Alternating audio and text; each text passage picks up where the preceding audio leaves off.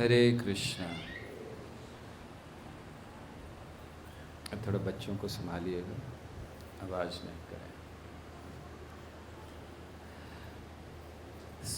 पिछली जन्माष्टमी के पहले, ये थोड़ा साउंड बढ़ा हो इसका। पिछली जन्माष्टमी के पहले हम लोग चर्चा कर रहे थे भगवान के 64 गुणों की, श्री कृष्ण की। आवाज़ आ रही है पीछे तक? ओके। 64 गुणों की हम लोग चर्चा कर रहे थे। 12 गुणों की चर्चा कर पाए थे, आगे कर नहीं पाए। तो अब सोचा कि और उन गुणों को आगे हम लोग चर्चा करें। जो 12 गुण हम लोग चर्चा कर चुके हैं भगवान के, जिनमें पहला गुण है कि भगवान बढ़ता नहीं ये और साउंड, जिनमें और एक गुण है भगवान का पहला सुरम्य अंगः। भगवान का जो शरीर है, अंग है, वो बहुत अच्छा है, बना हुआ सुरम्य अंग, बहुत अच्छा अंग है। दूसरा है सर्व सत लक्षण। भगवान में सारे शुभ लक्षण हैं, ये दूसरा उनका लक्षण है भगवान का। और तीसरा लक्षण है कि भगवान बहुत मधुर या रुचिर हैं। चौथा है तेजसा। पांचवा है बलियान। बलियान, तेजसा मतलब भगवान के शरीर से बहुत तेज निकलता है। बलियान अर्थात भगवान बहुत बलवान हैं। ये पांचवा लक्षण हम लोगों ने चर्चा किया था। छठा लक्षण है वयसन्वितः। हमेशा उनकी जो उम्र है वो एक ही रहती, बढ़ते नहीं है। वयसन्वितः, हमेशा किशोर रूप में रहते हैं। फिर विविध अद्भुत भाषा। भगवान बहुत सारी अद्भुत भाषाओं को जानते हैं। सत्य वाक्य, हमेशा सत्य कहते हैं। प्रियम वदः, बहुत प्रिय बोलते हैं। वावदुक या वाक्पटु, बोलने में बहुत दक्ष हैं। सुपांडित्य, भगवान बहुत ही विद्वान हैं। और फिर बुद्धिमान, 12वां। तो ये 12 लक्षणों की चर्चा अभी तक हम लोग कर चुके हैं। 13वां लक्षण या 13वां गुण भगवान के 64 गुण हैं। इन गुणों में से 50 गुण हम सब में हो सकते हैं। ये जो पहले 50 गुणों की चर्चा चल रही है, ये जीव में भी होते हैं या हो सकते हैं। कब हो सकते हैं? जब हम पूर्णता को प्राप्त करते हैं। मूल रूप में, आत्मा के रूप में हम सब पूर्ण हैं, कोई कमी नहीं है हम में। लेकिन इस जगत में हम लोग देखते हैं हर एक व्यक्ति में कुछ ना कुछ कमी है, कोई अच्छाइयाँ हैं, कोई बुराइयाँ हैं, कमियाँ भी हैं। लेकिन मूलतः आत्मा के रूप में हमारे अंदर कोई कमी नहीं है, हम पूर्ण हैं। क्यों? क्योंकि हम भगवान के अंश हैं। ओम पूर्णमदः पूर्णमिदं पूर्णात् पूर्णमुदच्यते पूर्णस्य पूर्णमादाय पूर्णमेवावशिष्यते। जो पूर्ण से निकलता है वो पूर्ण होता है। और ये पूर्णता आज हमारे पास नहीं है, लेकिन हम पूर्णता को प्राप्त कर सकते हैं। कैसे प्राप्त करते हैं? हमें 4 चीज़ें मिली हैं जिनके माध्यम से हम पूर्णता प्राप्त करते हैं। गुरु, साधु, शास्त्र और सेवा।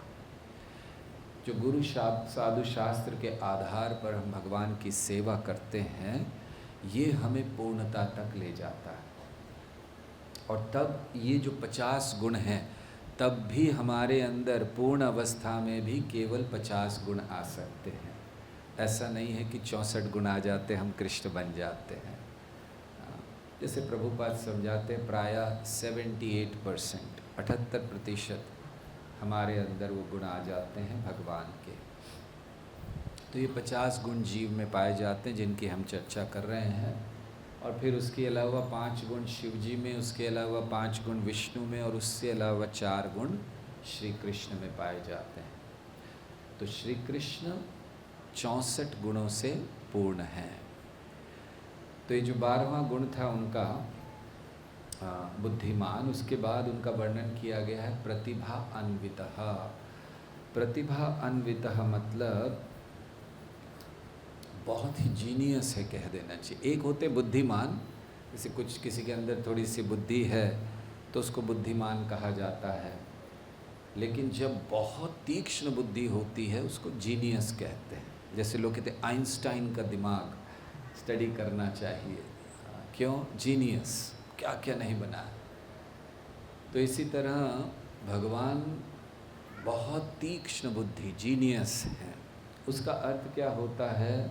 उसका अर्थ होता है कि वो एक ही समय पर बोल भी सकते हैं, प्रश्नों के उत्तर भी दे सकते हैं, हर प्रकार के प्रश्न का उत्तर दे सकते, उसको जीनियस कहते हैं। उनके पास सारे उत्तर हैं। कैसे हैं उनके पास सारे उत्तर? भगवान के पास हो सकता है उनको कुछ नहीं पता हो, है ना? उनको नहीं पता हो हम क्या सोच रहे हैं इस समय, उनको नहीं पता हो कि ज़ीटा 1 कहाँ पर है, कृष्ण को शायद नहीं पता होगा। पता है या नहीं पता है? कैसे मालूम आप लोगों को? बैठे हुए हैं ना यहाँ पर, इनको तो पता होगा ज़ीटा 1 है ना, ज़ीटा 1 में बैठे, अपना एड्रेस तो जानते होंगे। तो क्योंकि यहाँ बैठे, यहाँ का एड्रेस जानते हैं, तो अब आप बताइए कि कौन सी ऐसी जगह जहाँ भगवान नहीं बैठे हैं? तो इसलिए सारे एड्रेस जानते हैं। तो ये भगवान का एक और गुण है, भगवान जीनियस है। 14वां गुण बहुत सुंदर गुण है, विदग्ध। विदग्ध मतलब ऐसा व्यक्ति जो बोलता भी कलात्मक रूप से है और वस्त्र भी कलात्मक रूप से धारण। कलात्मक मतलब आर्टिस्टिकली, जैसे हम लोग कपड़े पहनते हैं ना, बस लिया कुर्ता डाल लिए हो सब, ऐसे भगवान नहीं पहनते हैं। तो बोलते भी हैं बहुत कलात्मक रूप से, अर्थात शब्दों का इस्तेमाल बहुत ध्यानपूर्वक करते हैं, और कपड़े भी वे बड़े ही कलात्मक रूप से पहनते हैं। कृष्ण के कपड़े पहनने का स्टाइल बहुत अच्छा है। देखिए हमारे जो मंदिर हैं इस्कॉन के, आप जब भगवान के दर्शन करने लोग जाते हैं, सुबह 7:15 बजे सारे भक्त मंदिर में क्यों खड़े रहते हैं? ये देखने के लिए कि आज भगवान ने कैसे वस्त्र पहने हैं, किस तरह का उन्होंने, कितनी कलात्मक। और जो पुजारी होते हैं वो अपना सारा बुद्धि लगा देते हैं उस एक दिन जिस दिन ड्रेसिंग करते हैं कि आज सबसे अच्छा करना है ना। अब देखिए भगवान का जो शॉल होती है, अभी हमने ऐसी शॉल ये ऐसे पहनी हुई है, राइट? अभी कभी भगवान का देखा कि भगवान ने कभी ऐसा पहना है? तो भगवान का ऐसा उड़ता रहता है एकदम कलात्मक रूप में भगवान की ड्रेसिंग होती है, उनके सर पर पगड़ी होती है। आप आश्चर्य करेंगे कि पता नहीं भक्तों को कहाँ कहाँ से आइडिया आ जाते हैं वो पगड़ी बांधने के, या भगवान को ड्रेस पहनाने के, उनको कुछ वो डॉट्स लगाने के, पता नहीं कहाँ। हर मंदिर में आप देखिए बड़ा सुंदर ड्रेसिंग होता। तो ये कैसे होता है? भगवान पुजारी को रोज़ जब पुजारी अंदर जाते ड्रेस करने के लिए, भगवान प्रेरणा देते हैं। हमें समझ नहीं आता, हमें लगता है मैंने सोचा है, इन भगवान प्रेरणा देते हैं, आज मेरी इच्छा ये रंग का पहनने की है, तो पुजारी वही रंग लेकर आता है। उसको पता नहीं होता है कि वो क्यों ला रहा है, आज उसने ये वाला क्यों लिया, आज वो क्यों लिया, भगवान की इच्छा होती है। हमें ध्यान है हम लोग जब मंदिर में ड्रेसिंग किया करते थे तो यहाँ नहीं, यहाँ तो काफ़ी छोटा है, तो हम लोग रात्रि को ही सब निकाल कर रखते थे, ट्रे बना कर रखी जाती थी पूरी। यहाँ की तरह ड्रेसिंग नहीं होता था कि सुबह जाकर पुजारी कुछ ढूंढ रहे हैं 5-10 मिनट में। वो हम लोग रात से पूरी तैयारी करते थे। तो रात को सब ट्रे में कपड़े, उसके ऊपर कौन सी ज्वेलरी होगी और फिर कौन सा उसके ऊपर पगड़ी बांधी जाएगी रंग का, वो सारा रखते थे हम लोग रेडी करके पूरा रात को, ताकि सुबह समय नहीं होता था, जल्दी जल्दी करना है। लेकिन कई बार ऐसा होता था कि जो रात को रखी है ज्वेलरी, अगले दिन सुबह हम सारी बदल देते थे। रात को रख कर सोए हैं कि यही पहनाएंगे, सुबह उठते थे जब पहनाने जाने लगते थे तो ये ठीक नहीं लग रहा है, दूसरा पहनाना। तो हमें ध्यान है कि जो पुजारी हुआ करते थे, हेड पुजारी, वो हम लोग को चिल्लाते रहते, अरे जल्दी करो समय हो रहा है, भोग लगा। हम लोग नहीं वो, अरे वही ज्वेलरी पहना दो, नहीं वो नहीं पहनाएंगे, जाकर पीछे से ढूंढ के दूसरी निकाल कर लाना। तो भगवान प्रेरणा दे रहे थे। हमने सुना था जगन्नाथपुरी में पुजारी को भगवान प्रेरणा देते हैं। आज भी ऐसा होता है कि भगवान कहते इतने बजे उठाना, ये करना। तो हमने सुना, तो हम लोगों का जो दिमाग है ना वो पढ़ाई कर कर के ख़राब हो चुका था। तो हमें लगता था ऐसा थोड़ी होता है, ये तो केवल कहने की बात है, ये पुजारी को भगवान बताते हैं, ये केवल एक अंधविश्वास है।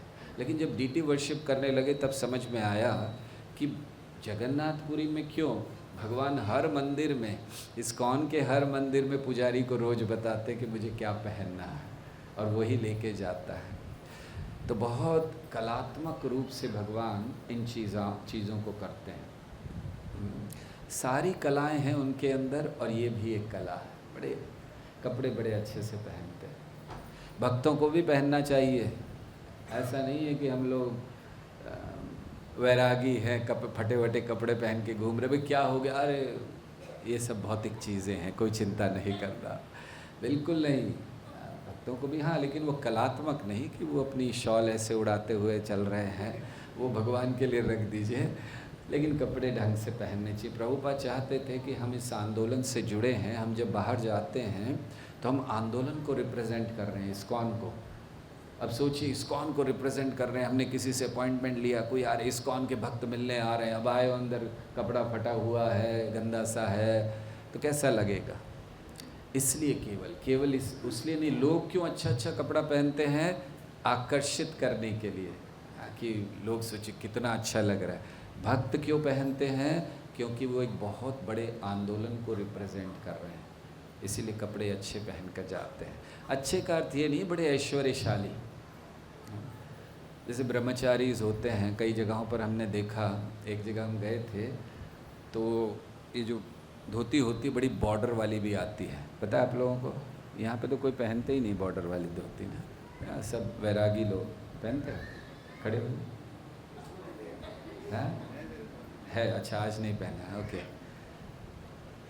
हाँ, ये एक बॉर्डर है, हाँ राइट। लेकिन ये तो बहुत सरल है, फिर भी आप लोग यहाँ पर बड़े सरल हैं।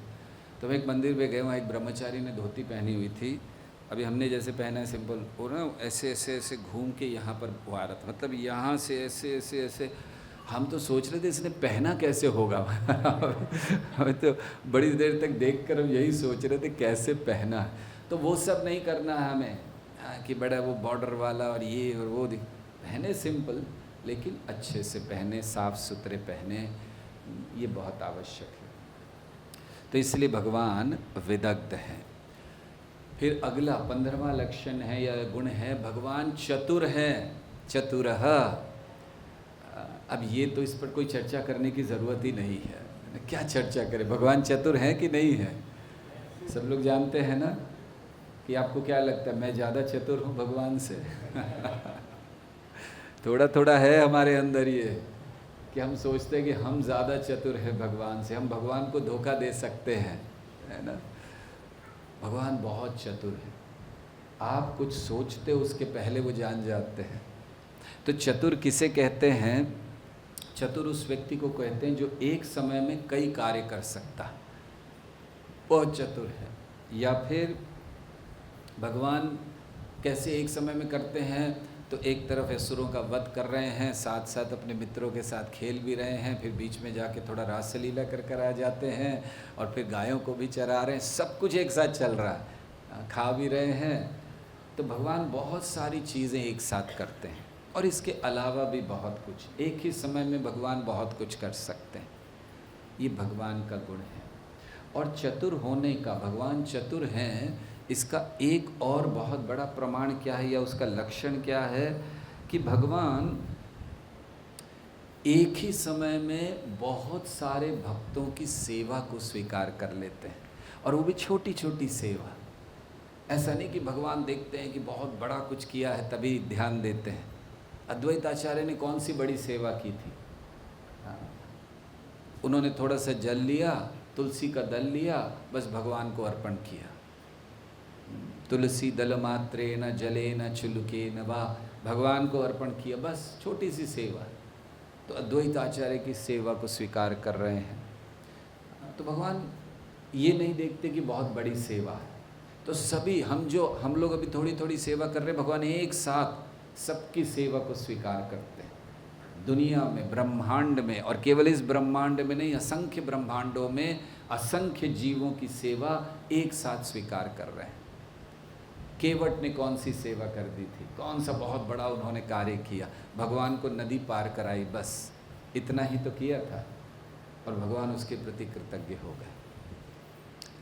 तो ये छोटी सी सेवाएं भी श्री कृष्ण के लिए बहुत आवश्यक हैं और हमें करनी चाहिए, भगवान को अर्पण करनी चाहिए। जो भी हमारी क्षमता है, श्रीधर कोलावेचा का उदाहरण आता है, उनकी तो कोई क्षमता नहीं थी। हाँ, कभी कभी लोग ये कहते, प्रभु जी हमारे पास बहुत कुछ होता तो हम भगवान को ये देते वो देते। श्रीधर कोलावेचा के पास क्या था? रोज खाने के लिए भी नहीं था, लेकिन फिर भी वो सेवा करते थे। तो इसलिए भगवान चतुर हैं, सेवाओं को एक साथ स्वीकार कर सकते हैं, और साथ ही साथ बड़ी चतुराई से हर एक जीव के लिए योजना बनाते हैं। भगवान योजना बना रहे हैं, ये मत सोचिए आप लोग ऐसे ही आकर बैठ गए यहाँ पर, या हम लोग ऐसे ही भक्ति में आ गए।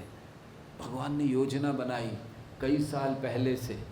जैसे मान लीजिए आप में से कुछ लोग ग्रेटर नोएडा आने के बाद भक्ति में कनेक्ट हुए, तो ग्रेटर नोएडा लाने का प्लान भगवान का था, हमें नहीं पता, हम तो आ गए थे।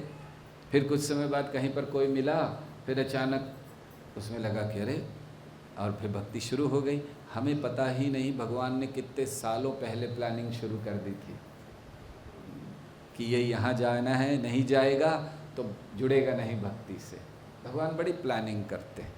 जैसे वो तोते की प्लानिंग हुई थी ना, कथा पता है आपको?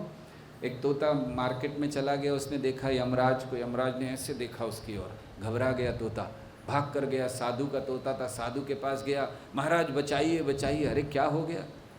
महाराज वो मैंने अभी यमराज को देखा और मेरी तरफ ऐसे देख रहे थे, कुछ तो होने वाला है, मुझे दूर भेज दीजिए यहाँ से। तो ठीक है, 10,000 मील दूर भेज देता हूँ तुम्हें अपनी शक्ति से। उन्होंने 10,000 मील दूर भेज दिया, कुछ नहीं होगा, यमराज भी पहुँच नहीं पाएंगे। जैसे ही पहुँचा वो मर गया वहाँ पर। तो यमराज आए तो उसने पूछा कि भाई वो 10,000 मील दूर आपको मैं मार्केट में मिला था, आप मुझे ऐसे देख रहे थे, मैं बचने के लिए यहाँ आया, फिर भी कैसे मर गया? यमराज ने कहा मैं यही देख रहा था कि तुम्हारी मृत्यु तो 10,000 मील दूर लिखी है, तुम यहाँ क्या कर रहे हो? मैं तो वही देख रहा था। तो ये योजना होती है ना, तो इस जगत में भी योजना होती है। तो भगवान भी योजना बनाते हैं अपने भक्तों के लिए विशेष। महाभारत में कितने सारे प्रसंग हैं जब भगवान ने योजना बनाई। वो विशेष प्रसंग हम जानते, 5 तीरों वाला, या जयद्रथ का, या ऐसे कई और प्रसंग महाभारत में, जब भगवान योजना बना रहे हैं भक्तों के लिए। तो एक तरफ हम महाभारत, रामायण इत्यादि में देखते हैं भगवान की योजना, दूसरी तरफ अपने जीवन में देखते हैं। इस समय आप लोग पीछे जाइए, पीछे मतलब अपने जीवन में पीछे जाइए और सोचिए कि क्या ऐसी योजना नहीं थी? क्या आप ऐसा नहीं होता, आप इस जॉब में नहीं होते तो आप भक्ति में नहीं आते, आप यहाँ नहीं होते तो भक्ति में नहीं आते। बहुत सारी चीज़ें हम तो अगर अपना पीछे जीवन देखते हैं तो जब चीज़ें हो रही थी हमें बड़ा दुख हो रहा था, अरे ऐसा क्यों हो रहा है, लेकिन आज देखते तो लगता है बहुत अच्छा हुआ, नहीं तो हम ऐसे नहीं होते। तो भगवान सबके लिए योजना बना रहे हैं, इसीलिए वो बहुत चतुर है। 16वां गुण भगवान का है कि भगवान बड़े दक्ष हैं। एक होता है चतुर और दूसरे होता है एक्सपर्ट, दक्ष। किस चीज़ में? दक्ष उस व्यक्ति को कहते हैं कि बहुत कठिन कार्य भी वो व्यक्ति बहुत जल्दी से कर लेता है, उसको दक्ष कहते हैं। बहुत कठिन कार्य है लेकिन वो बड़ी जल्दी कर लेता है, उसको दक्ष कहते हैं। सो भगवान इस तरह से दक्ष हैं कि वो सभी को संतुष्ट करते हैं। ये एक बहुत बड़ा गुण है भगवान का, और केवल भगवान कर सकते हैं। आप में से कोई कर सकता है? ऐसा कोई कह सकता है कि मैं एक ऐसा व्यक्ति हूँ जो हर एक को संतुष्ट करता हूँ? असंतुष्ट हम हर एक को कर सकते हैं, उसमें कोई प्रॉब्लम नहीं है, लेकिन संतुष्ट करना बहुत मुश्किल है, भगवान कर लेते हैं। और भी बहुत सारे उनके गुण हैं, इस तरह से दक्ष हैं। और क्यों दक्ष हैं वो हर चीज़ में? मन में आता है ना, क्यों हर एक में कैसे एक्सपर्ट हो सकते हैं? ठीक है, बांसुरी बजाने में एक्सपर्ट हैं, इसमें एक्सपर्ट हैं, उसमें एक्सपर्ट, सब में कैसे एक्सपर्ट हो सकते हैं भगवान? प्रवचन देने में एक्सपर्ट हैं क्या? हैं? अच्छा, हैं? गीता सुना दी 45 मिनट पे, और क्या बताइए? अच्छा, गाना गाने में एक्सपर्ट हैं? कहाँ गाया गाना भगवान ने, बताओ? भगवत गीता, गीति है ना। वैसे भी गाना गाना, नाचने में एक्सपर्ट है? कब नाचे थे? गोपियों के साथ नाचे, मोरों के साथ नाचे, कालिया के फंड पर नाचे। वो जो सांप होता है उसका जो सरफेस होता है बहुत चिकना होता है, उसको पकड़ो तो हाथ से निकल जाता है, और उसके ऊपर खड़े होकर नाचना कालिया के फनों पर। और वो भी कब? जब कालिया मारने का प्रयास कर रहे। कालिया कोई स्टेज बना कर नहीं खड़ा था कि हाँ हाँ आप नाच कर लीजिए, वो तो मारे जा रहा था, तो इधर से उधर कूदते थे, उधर से उधर कूदते थे, फिर वो जब इधर से मारता था तो इधर कूदते थे। एकदम एक्सपर्ट है। तो हर चीज़ में क्यों एक्सपर्ट हैं? क्योंकि भगवद गीता में भगवान कहते हैं अहम सर्वस्य प्रभव, सब कुछ तो मुझसे ही आता है। तो जब मुझसे आ रहा है तो मुझे पता है कि कैसे अच्छे से होगा कि आपको पता है। इसीलिए कृष्ण दक्ष हैं। और एक महत्वपूर्ण गुण उनका है 17वां, कृतज्ञ। भगवान, ये दरअसल उनका ये गुण है जो उनको भक्तों का बहुत प्रिय बनाता है। भगवान कृतज्ञ हो जाते हैं। कोई छोटी सी सेवा करता, महाभारत में वर्णन है कि श्री कृष्ण स्वयं कहते हैं कि जिस समय द्रौपदी ने केवल हे गोविंद कहा, मैं पूर्ण रूप से ऋणी हो गया उसका, क्योंकि उसने मेरा नाम लिया। भगवान ये करते हैं। सोचिए कितने कृतज्ञ हैं। कुछ नहीं, बस उसने नाम ले लिया, भगवान कह रहे मैं ऋणी हो गया उसका। तो भगवान बहुत कृतज्ञ हैं। कृतज्ञ किसको कहा जाता है? कृतज्ञ। कृत मतलब कार्य, कृति, और ज्ञ मतलब जानना। मतलब जो व्यक्ति अपने प्रति की गई सेवा को बहुत जानता है, भूलता नहीं है, वो कृतज्ञ कहलाता है। या दूसरे, और जो अपने संबंधी है, मित्र हैं इत्यादि, उनके लिए क्या अच्छा है जो जानता है, वो कृतज्ञ। तो इसलिए भगवान ऐसे कृतज्ञ हैं। वो कोई भी आप सेवा कीजिए, भगवान उसको याद रखते हैं। और कौन सी सेवा? छोटी से छोटी सेवा। हमने कहीं कोने में, दुनिया के किसी कोने में बैठ के भगवान का नाम का जप कर लिया, भगवान उसको याद रखते हैं। हमने बहुत बड़े बड़े मंदिर बना दिए, भगवान उसको भी याद रखते हैं। बहुत कृतज्ञ हैं। हम लोग भूल जाते हैं हमारे प्रति की गई सेवा। अभी आप सोचिए, आप जस्ट एक मिनट के लिए अपने दिमाग पर जोर डालिए और सोचिए कि अब तक आपको कितने लोगों ने मदद की होगी आपके जीवन में। आप जानते हैं, उन सबको याद रखते हैं? शायद 2, 4, 5 नाम याद आ जाएं, लेकिन आज से 15 साल पहले, 20 साल पहले किसी व्यक्ति ने बहुत मदद की होगी, वो आपको कुछ पता ही नहीं, भूल चुके हैं हम लोग। भगवान हर चीज़ को याद रखते हैं, इसीलिए उन्हें कृतज्ञ कहा जाता है। तो भगवान, जैसे बता रहे थे, छोटी छोटी चीज़ें। देखिए, जाम्बवंत ने भगवान से युद्ध किया ना, आप सब जानते हैं, कृष्ण से युद्ध हुआ और बड़ा भयंकर युद्ध था। तो उन्होंने युद्ध किया, लेकिन फिर भी भगवान ने उनकी पुत्री से विवाह कर लिया, जाम्बवती से। क्यों किया? इसलिए क्योंकि भगवान कृतज्ञ थे। जब रामचंद्र जी के रूप में आए भगवान, तो जाम्बवती उस समय भी थी। अब आप सोचिए, आप सोच रहे होगे इतनी बूढ़ी से भगवान ने विवाह किया, मतलब आप सोचो कितने साल हो गए थे। रामचंद्र जी 9 लाख साल पहले आए, कृष्ण 5000 साल पहले। 9 लाख में से 5000 निकाल दें, 8,95,000 साल की हो चुकी होगी वो जाम्बवती, जिससे विवाह किया। तो भगवान कृतज्ञ थे।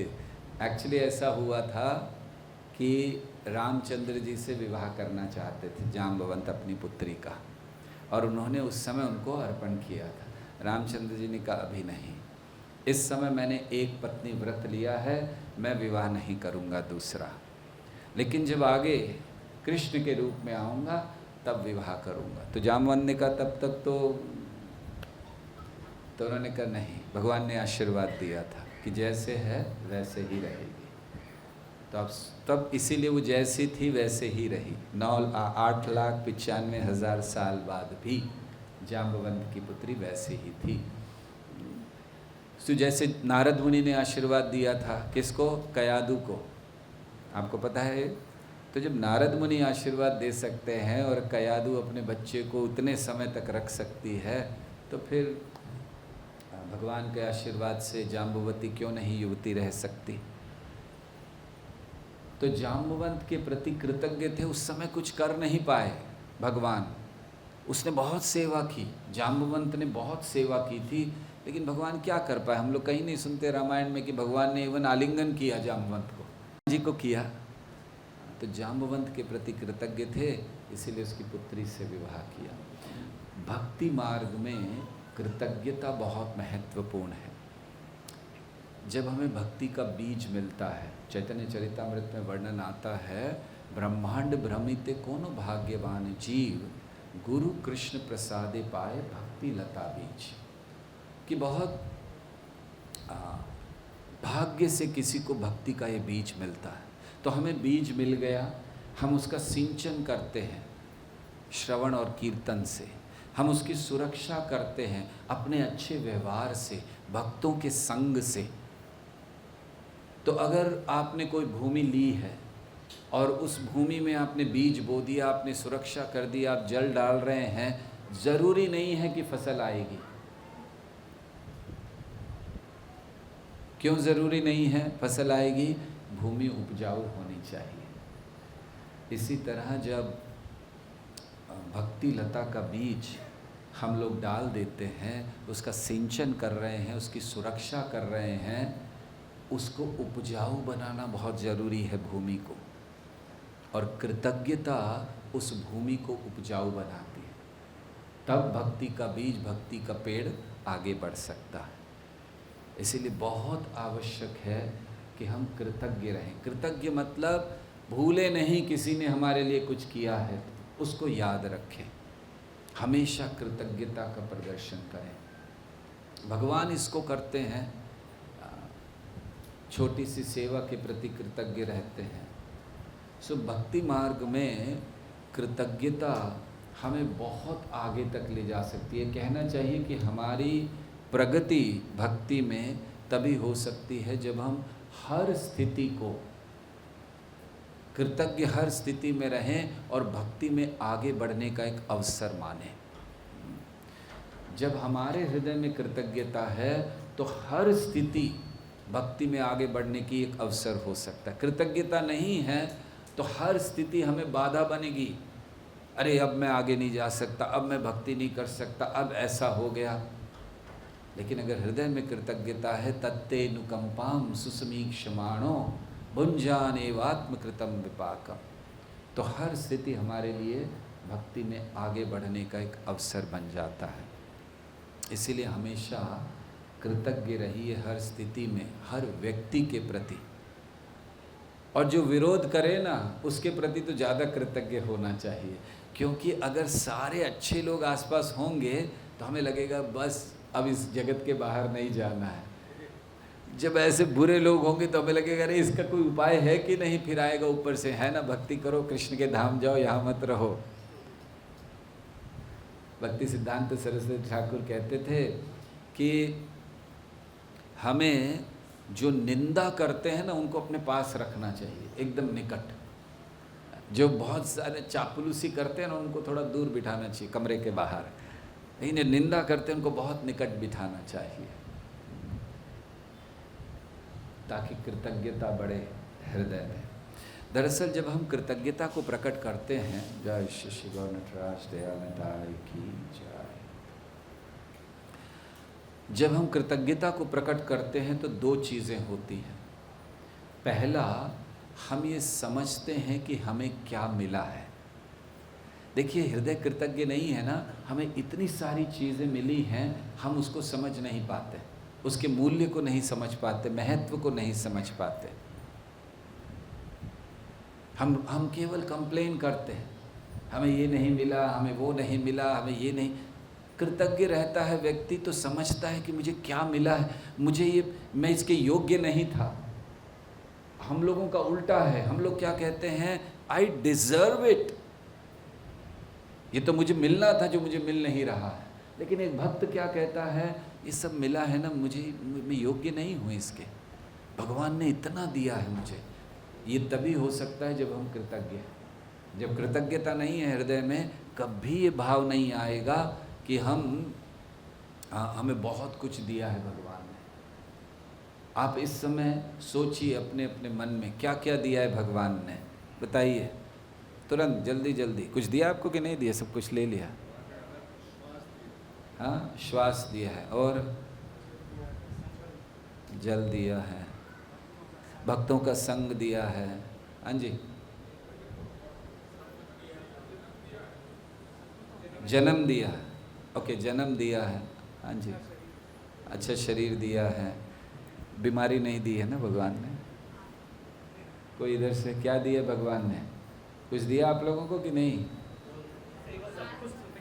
अच्छा, ऐसी एक चीज़ बताइए जो भगवान ने दी, जो इसके लिए आप बिल्कुल योग्य नहीं है लेकिन भगवान ने दे दिया आपको, ऐसा कुछ बताइए। हाँ जी, नेक्स्ट कोई और बता। हाँ जी, हाँ,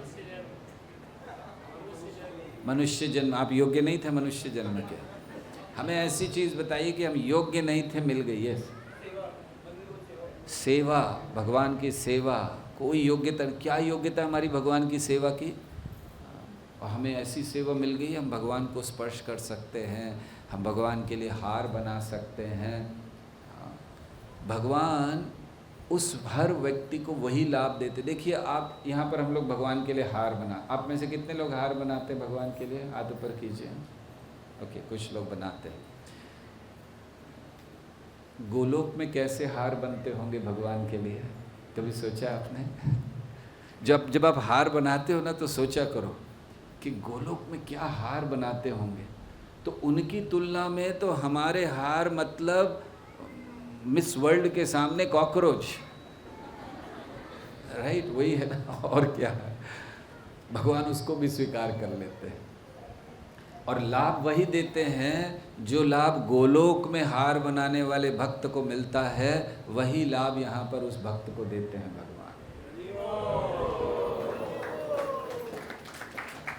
और ये केवल हार बनाने वाले के लिए नहीं। अब आप लोग सोच रहे हो कि कल से सारा काम छोड़कर हार बनाना शुरू कर, कोई सेवा नहीं, केवल हार बनाना।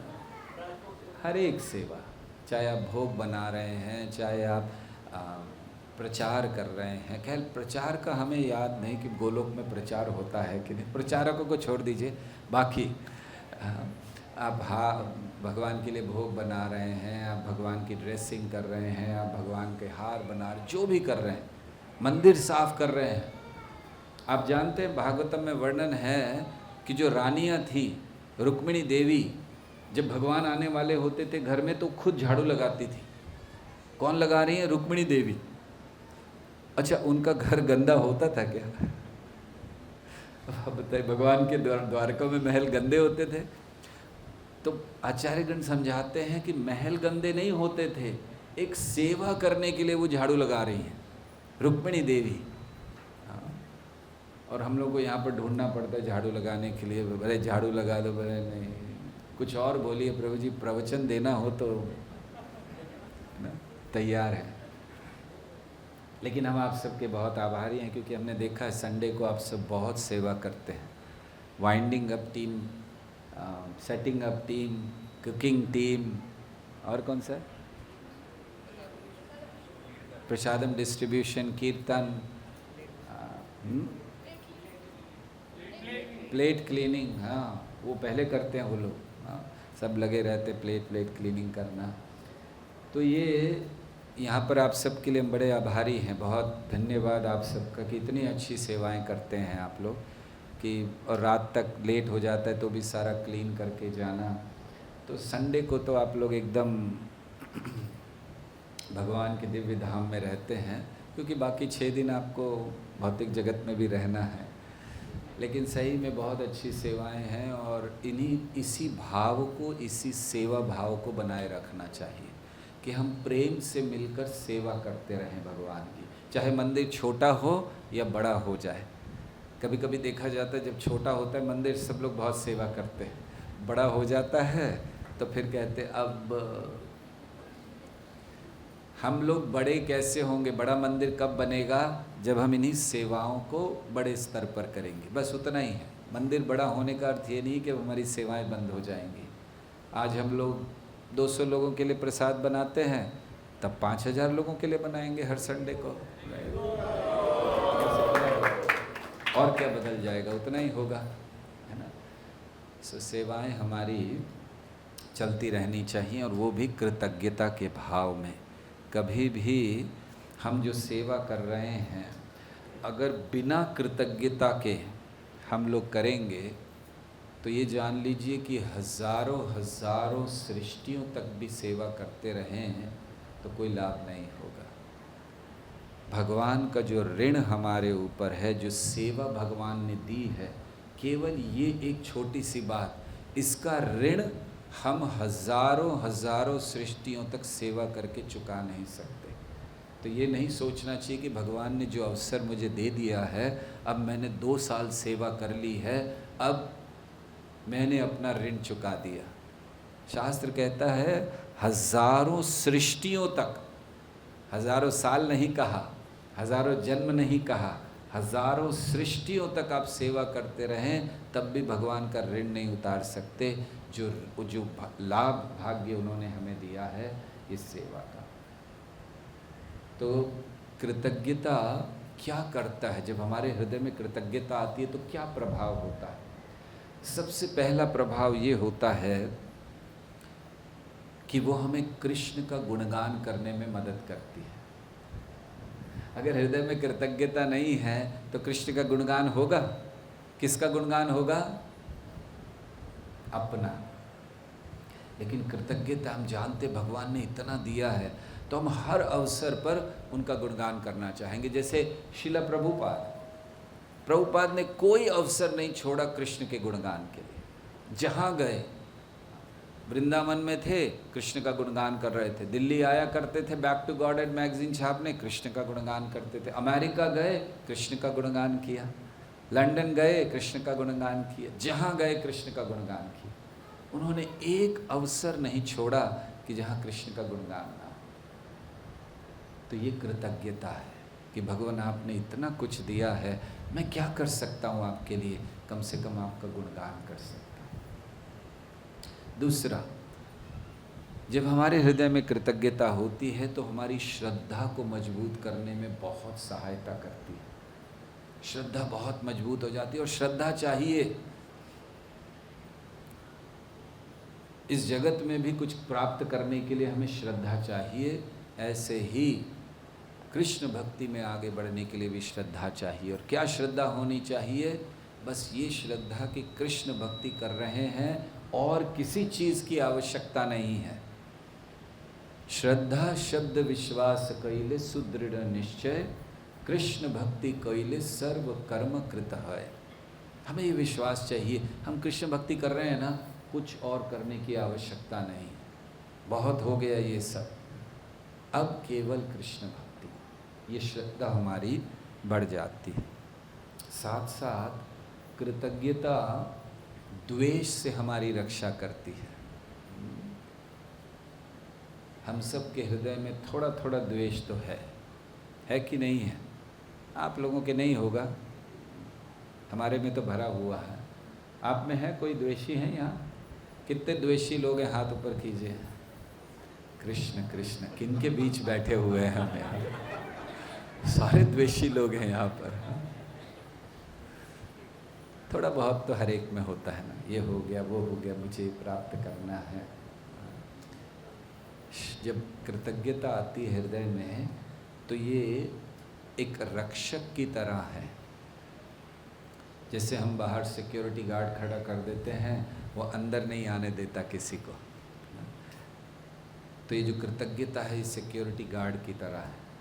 बस उसको खड़ा कर दिया, उसको ले आए हृदय में, और उसको बता दिया कि द्वेष को आने नहीं देना अंदर, और बड़ा शक्तिशाली है, बिल्कुल आने नहीं देता। और फिर कृतज्ञता हमें कृष्ण के निकट लाती है। तो अपने भक्ति के जीवन में हमें कैसे क्या करना चाहिए कृतज्ञता को दर्शाने के लिए, कृतज्ञता का पालन करने के लिए? सबसे पहले हमें बड़ी गंभीरता से हमारे जो रोज का जप है उसको करना चाहिए। देखिए, ये कृतज्ञता प्रकट करने का मार्ग है।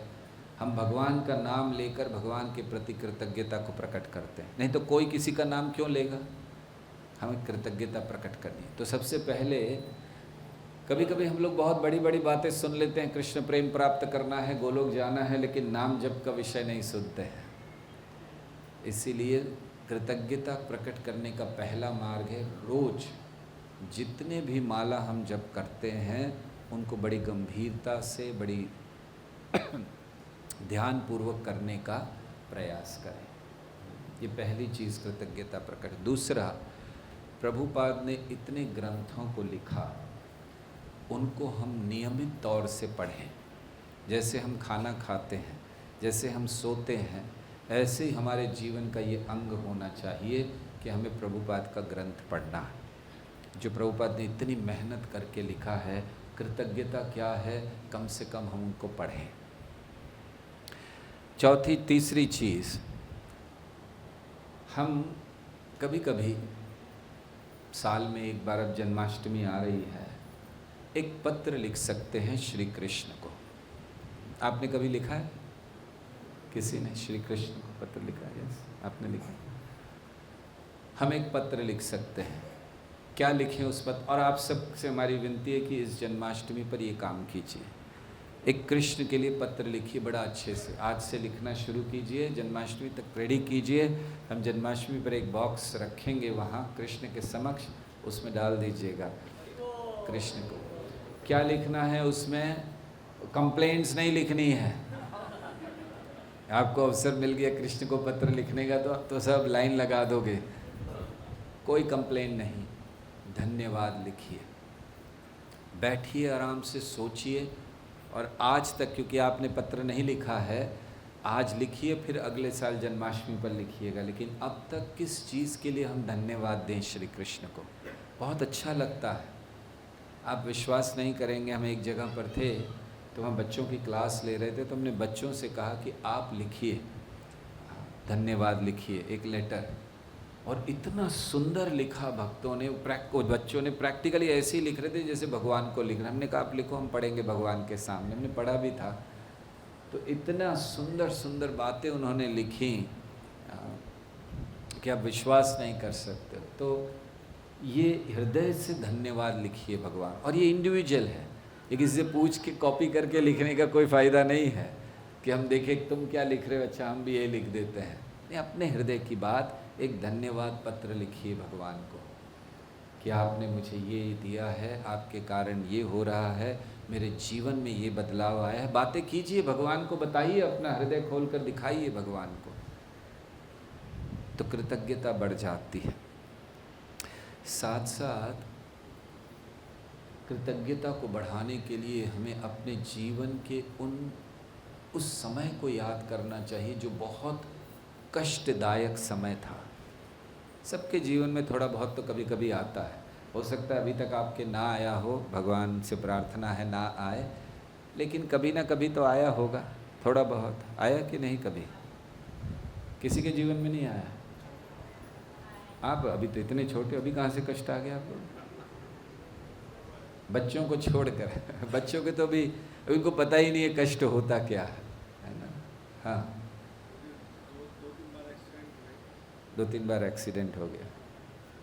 ये तो ऐसे कह रहे कि जैसे वो 2-3 बार आइसक्रीम खाकर आ गए।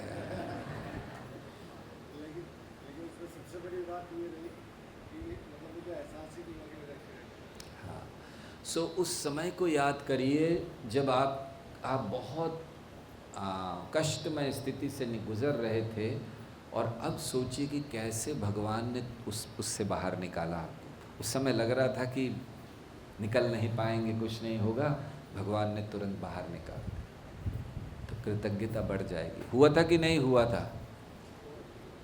निकाला नहीं होता तो अभी यहाँ कैसे बैठे होते सरल है ना।